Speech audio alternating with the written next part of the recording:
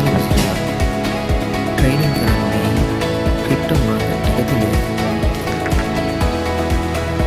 Crypto කරන්සිය අන්තර්ජාලය ලෝකයේ ඉන්න ඕනෑම කෙනෙකුට භාවිතා කළ හැකි ඩිජිටල් මුදල් වරයි. මේ වන්ට ලෝකයේ ඇති ක්‍රිප්ටෝ කරන්සි වර්ධනය බිලියන 50කට මුලදී ගන්නා ස්ථාන හුවමාරු කිරීමේ මධ්‍යස්ථාන එසේනම් එක්ස්චේන්ජස් ලෙස හැඳින්වේ. මේ වන විට එක්ස්චේන්ජස් කළ හැකි මධ්‍යස්ථාන 1000කට පමණ ආසන්න ප්‍රමාණයක් ඇත. නමුත් ක්‍රිප්ටෝකරන්සි මිලදී ගැනීම හා විකිණීම සඳහා ලෝකයේ අවුලකට ඇති බයිනෑන්ස් එක්ස්චේන්ජ් එක භාවිතා කරයි. එහි හයි සිකුරිටි එකක් තිබීම විශේෂයි.